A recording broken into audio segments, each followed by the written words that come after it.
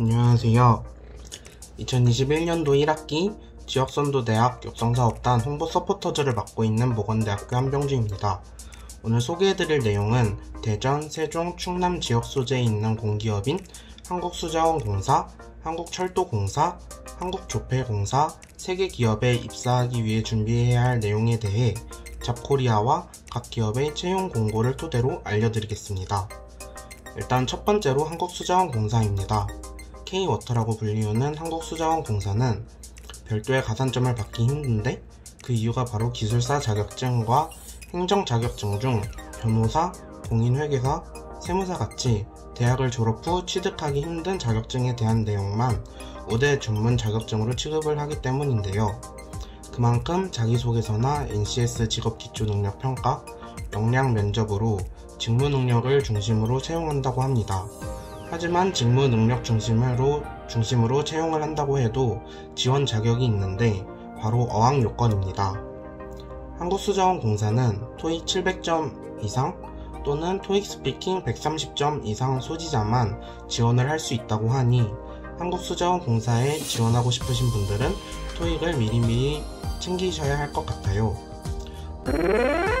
NCS의 출제 범위는 문제 해결 능력 평가, 의사소통 능력, 수리 능력, 자원관리 능력에 대한 내용이 나온다고 하니 이 점도 알고 가시면 좋을 것 같습니다. 두 번째 기업은 한국철도공사인데요. 코레일이라고도 불리우는 한국철도공사는 지원 자격에 있어서 특별한 제한은 없습니다. 하지만 자격증 가점이 있는데 본인이 소지한 기능사 이상 자격증 중 최대 2개까지 인정해주며 같은 종별의 자격증은 가장 높은 자격증 1개만 인정이 된다고 합니다. 여기서 저희가 눈여겨볼 자격증으로는 이 정도가 있겠습니다. 한국철도공사는 영어 자격 제한이 없어 매년 5만 명이 넘는 인원이 원서 접수를 할 정도라고 하니 받을 수 있는 가산점은 많이 받아가는 게 좋을 것 같습니다. 추가적으로 한국철도공사는 한국 NCS 출제 범위는 의사소통 능력, 수리 능력, 문제 해결 능력이라고 합니다. 마지막 기업은 한국조폐공사인데요.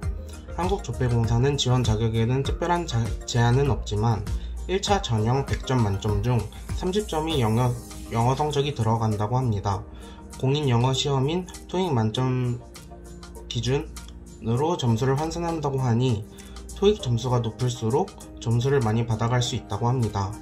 또한 자격증에 따른 가산점도 있는데 이는 직무 자격 50점 만점에 해당 자격증 점수만큼 받아갈 수 있다고 합니다.